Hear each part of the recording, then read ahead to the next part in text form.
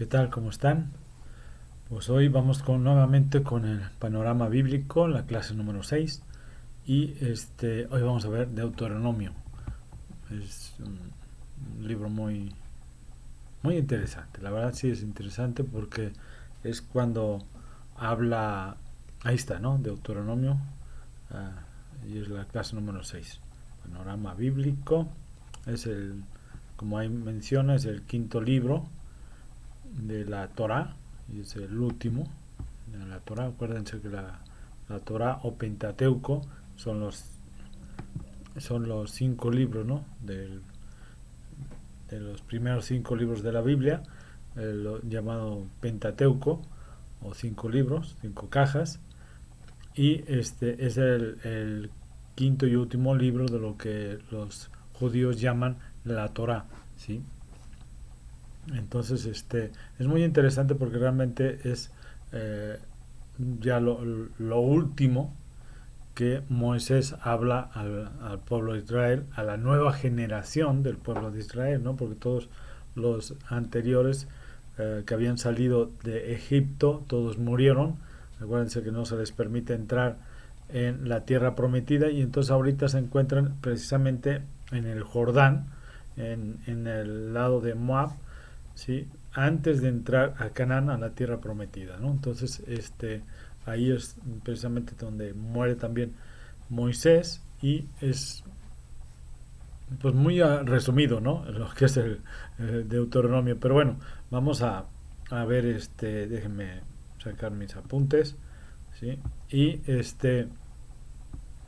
ahí como les puse es el quinto libro y este libro en hebreo se llama Devarim, ¿sí? Devarim, que significa palabras.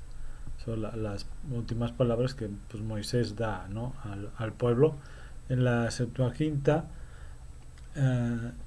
se tradujo como Deuteronomium en lo que es el griego, ¿no? Deuteronomium, que significa segunda ley. Eh, Se identifica a Moisés precisamente como el escritor de este libro, ¿sí? Se cree que lo redactó posiblemente ya en los llanos de Moab. Incluso se cree que fue escrito durante los dos últimos meses de la vida de Moisés, ¿sí? Relata mucho acerca de lo que es ¿cómo se llama? Todo lo que ellos pasaron, o sea, les da un resumen, más bien dicho, un resumen de todo lo que pasaron para poder llegar hasta ahí, ¿sí? Y cómo llegan hasta, cómo han llegado a este momento en el cual les da por segunda vez las leyes, agrega algunas otras que son de explicación de las leyes que ya tenían y les da el Shema Israel, ahorita lo vamos a ver, y les da como una sentencia, ¿no? Elijan vida o elijan muerte, ¿no? Pero bueno, también lo vamos a ver un poquito más adelante y como les decía, muere, ¿no? Le pasa la estafeta primero a Josué para que él sea el dirigente del pueblo de Israel y luego ya él muere, ve la tierra prometida pero no entra, ¿no? ¿De acuerdo? Entonces, bueno, vemos que en este libro uh, pues aparece el nombre de Moisés, aparece 40 veces en este libro. ¿Sí? Realmente no es muy largo, es corto, ¿sí? Y en el último capítulo, como les digo, se relata la muerte de Moisés. Lógicamente, pues él no escribió su muerte, ¿no? O sea, se cree que lo termina Josué, ¿no? Es el que relata la muerte, ¿sí? de Moisés y se cree que fue Josué el que terminó de escribir este libro. Pero bueno, vamos a empezar, ¿no? Vamos a entrar. Después del éxodo de Israel, si se acuerdan que ya lo habíamos visto, estuvieron en el monte de Sinaí por un año, entrando en un pacto con Dios, y luego tuvieron un desastroso viaje a través de todo el desierto y la generación del Éxodo, que salió de Israel, pues es descalificada, más bien se descalifica a ellos mismos, ¿no? Para poder entrar en la tierra prometida. No quieren entrar en la tierra prometida. Acuérdense que esa tierra Dios se la había prometido a Abraham, ¿no? Entonces no aceptan el entrar a esa tierra, por lo tanto se descalifican, y así que Dios les dice que bueno, pues que no van a entrar a la tierra prometida y que ellos van a morir toda esa generación, ¿no? Antes de poder entrar. Deuteronomio inicia con Moisés delante de esta nueva generación, explicándole lo que es la Torá o el Pentateuco, y es a partir de aquí que el propósito del libro, ¿no? Se desarrolla, que es dar a conocer las leyes a la nueva generación.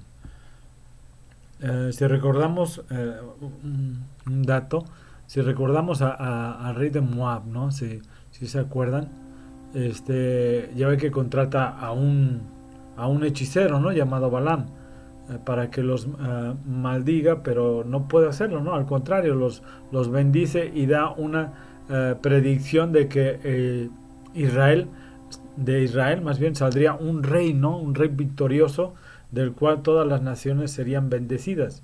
Pero para poder maldecir a Israel, como no habían podido hacerlo a través de este hechicero, lo que hacen es que acercan a las mujeres de la zona, o sea, de donde se encontraban, ¿sí?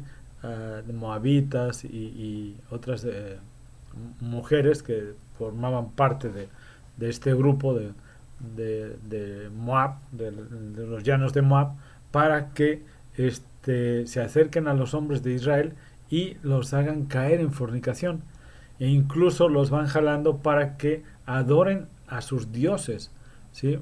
Precisamente uno de ellos es Baal-peor, ¿sí? Que es al dios que adoraban en ese lugar, ¿no? De esta forma el pueblo peca nuevamente y Dios envía un castigo contra todos los que habían pecado, ¿no?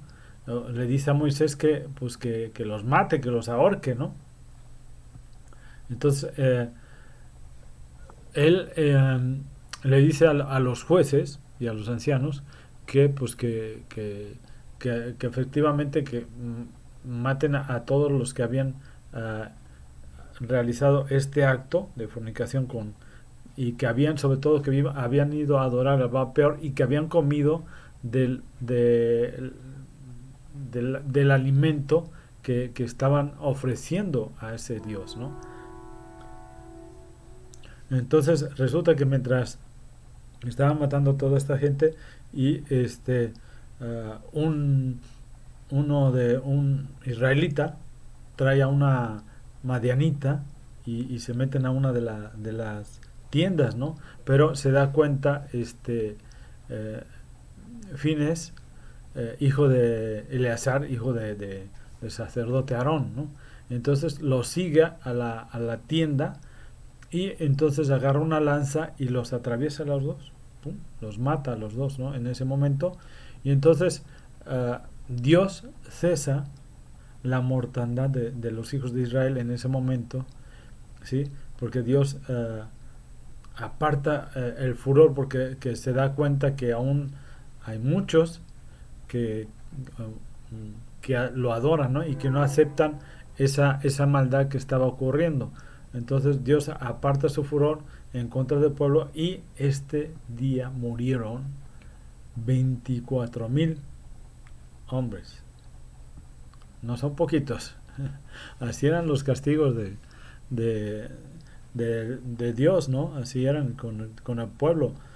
Siempre morían miles normalmente, porque eran miles los que abominaban contra Dios, ¿sí? Entonces ahí vemos lo que había sucedido, ¿no? Eso fue un dato que me gustó poderlos mencionar, para que vieran cómo realmente qué hacían los israelitas y cómo actuaba Dios, ¿no?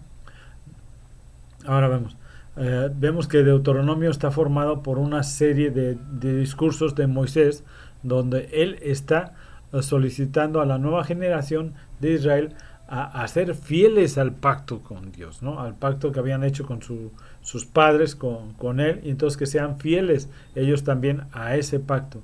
En el centro del libro está pues una colección de leyes, las cuales son los términos del pacto entre Dios e Israel, y algunas de las leyes son nuevas, no son muchas, pero sí hay algunas nuevas, pero la mayoría son repetición de las leyes dadas anteriormente en el monte Sinaí, ¿no?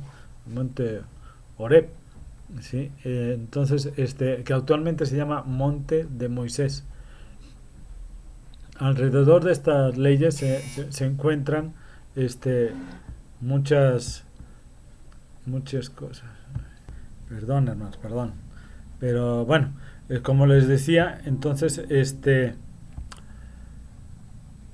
ahí vemos esa parte, ¿no? Donde se dividen las leyes, ¿no? O sea, es una sección en medio del libro, y ahí, pues primero que nada, Moisés empieza a resumir lo que les decía, ¿no? Todo el éxodo de Israel hasta ese lugar, ¿sí? Y resalta lo rebelde que fue el pueblo, ¿sí? O sea, la generación anterior, ¿no? A esta, no la actual. Bueno, que la actual también acaba de ser rebelde, ¿no? Pero bueno,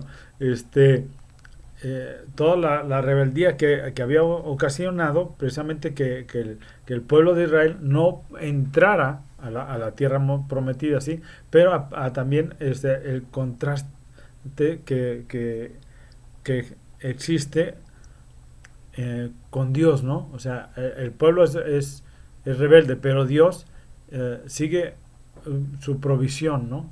Sigue dando provisión en el desierto, y sigue, a pesar de que sigue trayendo justicia, ¿sí? Hacia la rebeldía del pueblo, pero no abandona su promesa del pacto, ¿no? Lo sigue protegiendo, lo sigue bendiciendo, ¿sí? Y lo sigue proveyendo de todo. Ahora, después de esto, sigue una serie de sermones muy apasionados, ¿no? Y vemos ahí que uh, Moisés llama a esta nueva generación a ser fieles, ¿no? Y que no sean como sus padres habían sido. Y le recuerda los 10 mandamientos, ¿sí? Y luego centra esa sección, se centra en una famosa enseñanza, ¿no? Que se llama el Shema.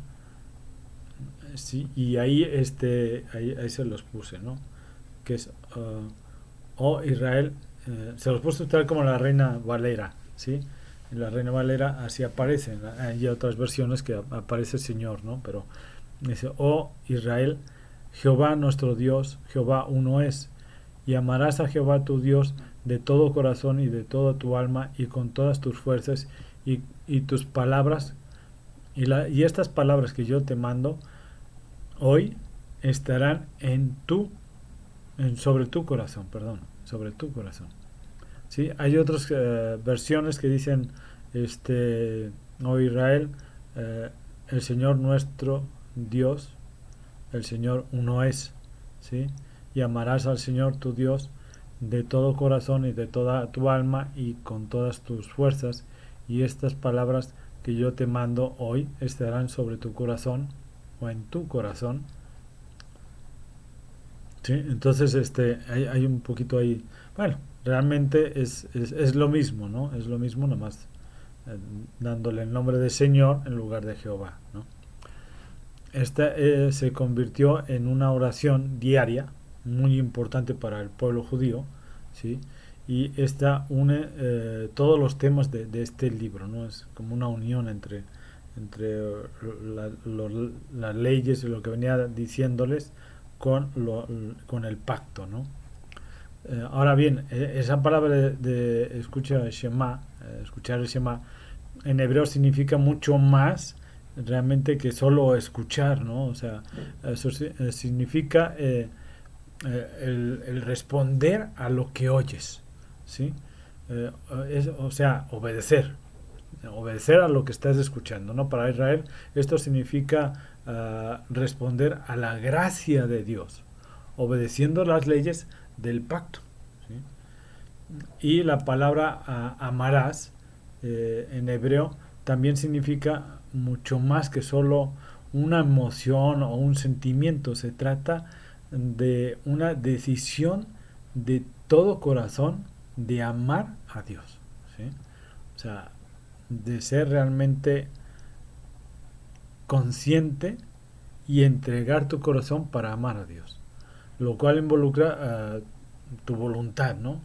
Y las emociones de tanto de mente como de cuerpo, perdón, de mente y corazón, ¿no? O sea, de, todo tu ser debe entender, obedecer y amar a Dios. Si el amor es la verdadera motivación para obedecer las leyes, Israel no vencería sin amor. Y ellos no aman verdaderamente si no obedecen, ¿no? Es una controversia ahí.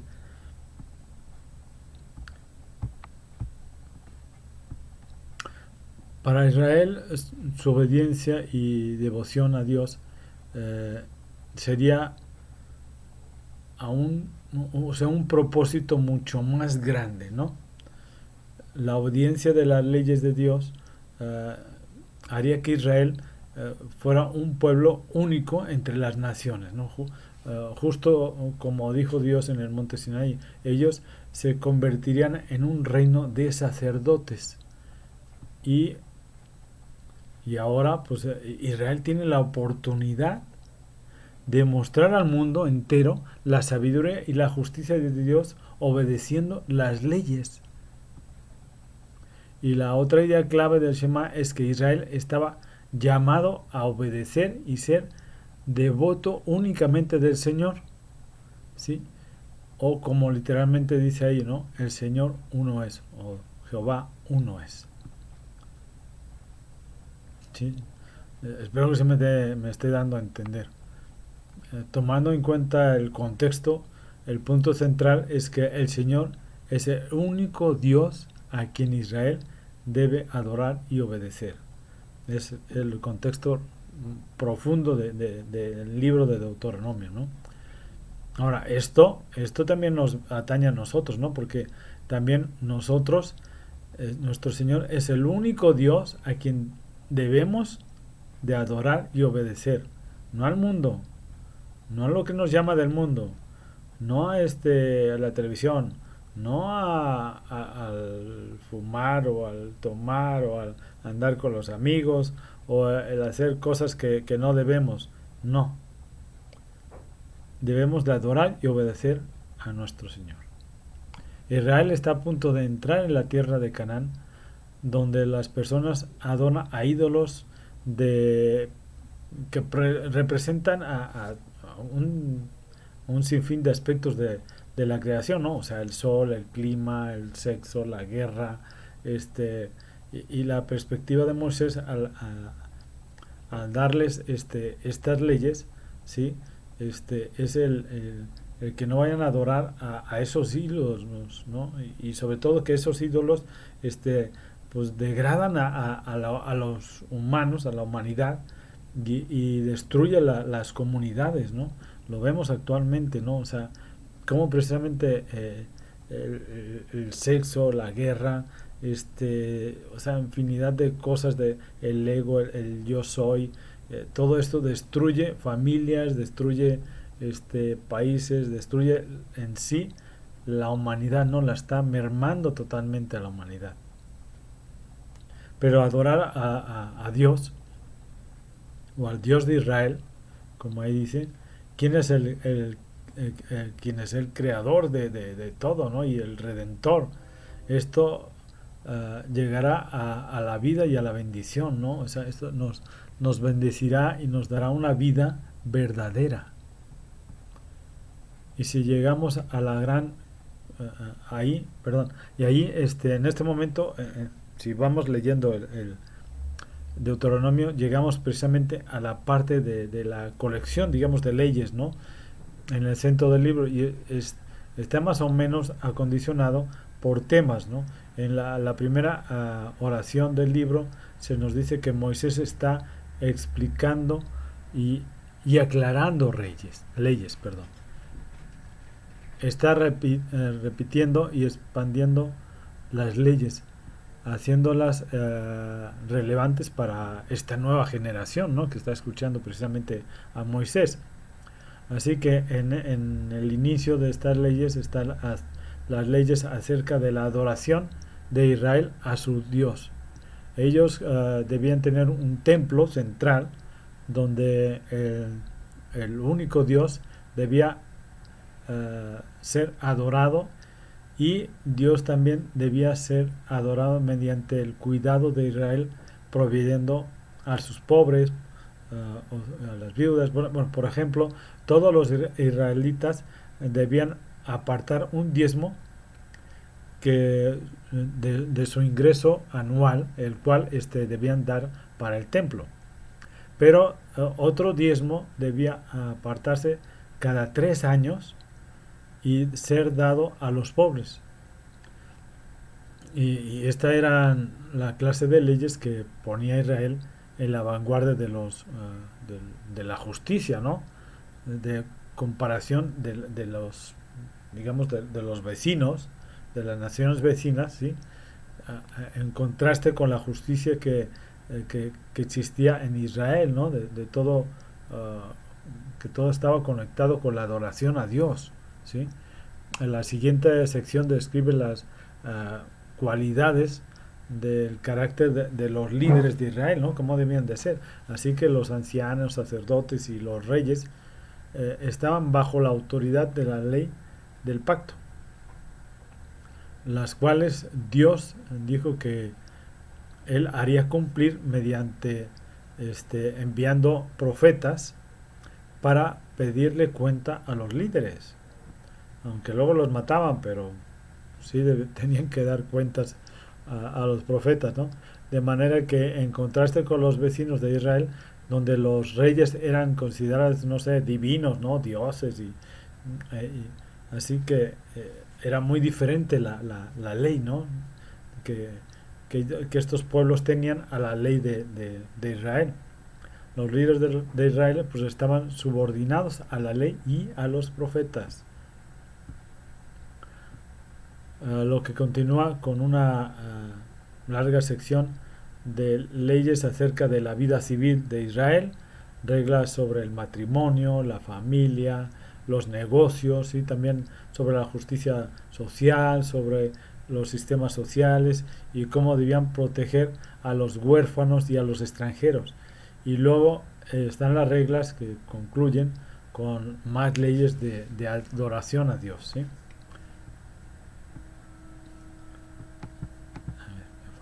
Aquí estamos, ¿de acuerdo? Y estas leyes fueron dadas para apartar a Israel. Así que debemos comparar estas leyes con la de los vecinos de Israel, ¿no? Por ejemplo, como Asiria, Babilonia, ¿sí? Y cuando hacemos esto, de repente las leyes que parecen duras, ¿sí? O extrañas, ¿sí? Se hacen mucho más claras, ¿no? Debido a cómo realmente se manejaban en aquella época estos países, bueno, estas regiones, ¿no? Que eran muy grandes, ¿no? ¿De acuerdo? Entonces vemos ahí cómo Dios está empujando a Israel a un nivel más alto de justicia que existía en aquella época, ¿no? Y finalmente intenta discernir los principios centrales de sabiduría y justicia que están bajo la ley, ¿no? Y en particular descubrir algunas que son realmente muy profundas, ¿no? Y lo vemos, ¿no? Realmente, si nos metemos bien a la ley, vemos como el contraste de lo que las leyes que existían en todos esos este, reinos que existían en aquella época y las leyes que Dios le da al pueblo de Israel y el contraste tan fuerte, ¿no? De justicia, de amor, ¿sí? De sabiduría. Es un contraste muy fuerte, ¿sí? Bueno, pero volvamos a esto. Moisés, después de abordar todas estas leyes, emite el reto final, ¿no? De que Israel debe de escuchar y amar a Dios. Él da primero una advertencia y un ultimátum, podríamos decirlo así. Si Israel escucha y obedece a Dios, pues todo irá perfecto, ¿no? Tendrá bendiciones, ¿sí? Habrá muchas bendiciones divinas, ¿sí? Pero si ellos no obedecen y se rebelan contra Dios, habrá hambre, plagas, devastación y eventualmente exilio de la tierra, ¿no? De la tierra prometida, ¿no? Y luego Moisés pues les, uh, les obliga a tomar una decisión. A ver, permítame. Ahí está. ¿Sí? Les obliga a tomar una decisión, ¿no? Pudiéramos decir. Y les dice, oye, Israel, ¿no? Le está hablando al pueblo de Israel. He puesto delante de ti la vida y el bien, la muerte y el mal. Escoge pues la vida para que vivas tú y tu descendencia amando al Señor tu Dios y escuchando su voz. Pero luego también Moisés les dice, yo sé que después de mi muerte se corromperán y se apartarán de Dios y terminarán en el exilio. O sea, ya les está diciendo lo que les va a pasar, ¿no? Lo que es un poco decepcionante, ¿no? Pero bueno, pero él ha estado pues con esta gente durante décadas, ¿no? Entonces, es bastante claro que su esperanza pues no es muy alta, ¿no? Pero no todo está perdido, ¿no? Moisés les dice que un día cuando Israel esté en el exilio, en algún punto, no les dice cuándo, ellos pueden volverse a Dios, ¿sí? Quien ha dicho que en sus propias palabras que circuncidará los corazones para que puedan llamarle con todo su corazón y toda su alma y así tengan vida. Así es. Y vemos que esto es digamos, una metáfora, una viva metáfora, que está diciendo que algo está funcionando mal en el corazón de Israel. O sea, que a pesar de todo, no aman con todo su corazón a Dios, que es necio, ¿no? Y que es lo mismo que, que está mal en todo el corazón de la humanidad, ¿no? O sea, es que no nada más podemos ponerlo al pueblo de Israel, también la humanidad está igual, ¿no? Su corazón está endurecido. Esto regresa, lo podemos ver desde el jardín del Edén, ¿no? O sea, los humanos eligieron separarse de Dios, ¿sí? Y ellos quisieron definir lo que para ellos mismos es el bien y el mal. Y como resultado, pues arruinaron pues el mundo, ¿no? O el buen mundo de Dios. ¿Sí? Pero lo vemos, ¿no? Actualmente, ¿no? O sea, seguimos diciendo qué está bien para nosotros y qué está mal para nosotros. El mundo ahorita a lo bueno le dice malo y a lo malo le dice bueno. Pero un día, dice Moisés, Dios hará algo para transformar el corazón de su pueblo.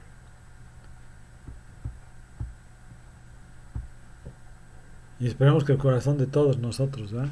De todos los que lo rechazan. No, yo no lo rechazo, no, eso sí no. para que puedan realmente escuchar y amar a Dios en todo su corazón, ¿no? Con todo su corazón, con todo su ser, con toda su alma, ¿sí? Y entonces serán llevados de vuelta a la vida verdadera. Esta es la promesa que que retoman realmente todos los profetas bíblicos, ¿no? Por ejemplo, Jeremías, Ezequiel, ¿no? La esperanza de un nuevo corazón. Nombra vemos que también ahí es cuando ya nombra a Josué como su sucesor, y el cual los va a guiar para que entren a la tierra prometida, ¿sí? Así que Moisés termina su discurso con un poema de advertencia y luego de bendición. Después sube a un monte, ¿sí? Y ahí muere. Y así precisamente es como termina este, la Torah o el Pentateuco, ¿no? Los cinco libros del Pentateuco, las 5 cajas, ¿sí? Y vemos ahí que a lo mejor que todas las tensiones de los temas históricos que habían venido, ¿sí? Son colocados bien en su lugar, son bien precisados, ¿sí?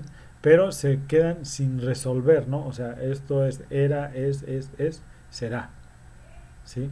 Pero se quedan sin resolver cuando podríamos hacer ahí preguntas, ¿no? O sea, no sé, cuándo vendrá la descendencia de la mujer y derrotará al mal. O sea, nosotros sabemos, ¿no? Pero ahí ellos están preguntando eso, ¿no? O cómo rescatará Dios a todo el mundo y bendecirá a todas las naciones a través de esta familia, ¿sí? O de este pueblo. Y cómo pueden reconciliarse la santidad de Dios con personas que son rebeldes continuamente, ¿no? O sea, vemos la rebeldía del pueblo de Israel constantemente, y cómo transformará Dios los corazones de su pueblo. Ahí se queda, ¿no? Todo esto ahí está, ¿no? O sea, no es es algo que se queda como pendiente, ¿no? Pendiente ahí en este libro, ¿sí? Y vemos que la historia pues continúa, ¿no? En los siguientes libros va a continuar, y justamente continúa con Josué en el siguiente libro, que precisamente se llama así, Josué, ¿sí? Y vamos a ver cómo entran en la tierra prometida llevados por Josué, ¿no? Eh, pero bueno, este es el final de la Torah, y ha sido finalizado ahí por alguna razón, ¿no? La Torah está escrita para aquellos que estaban fuera de la tierra prometida, o quienes todavía están esperando el cumplimiento de la promesa de Dios de bendecir a todo el mundo. Ahora, mientras que cada generación lea la Torah, serán llamados a anhelar lo que Moisés anhelaba, ¿no? O sea, un nuevo corazón transformado, el cual cada día podrá verdaderamente escuchar y amar a nuestro Señor, ¿sí? Vemos cómo realmente es hermoso este libro, porque es el desglose de toda la ley, ¿no? Cómo se las vuelve a dar a la nueva generación, que es algo que nosotros debemos de hacer, ¿no? O sea, mostrarles la palabra de Dios a la nueva generación, para que ellos amen y sigan a nuestro Señor. Este es el ejemplo que está poniendo ahí Moisés, ¿no? O sea, esta nueva generación debe de entender las leyes, debe de amar las leyes, debe de cumplir las leyes, para que así, en esa forma, ame a Dios con todo su ser y con todo su corazón, ¿sí? Entonces, lo mismo debemos de hacer nosotros, debemos de enseñar a las nuevas generaciones que cumplan los mandamientos, que cumplan con lo que está escrito en la Biblia, para que realmente amen a Dios de corazón. Que Dios los bendiga, hermanos, cuídense mucho y nos vemos la próxima semana. Hasta luego.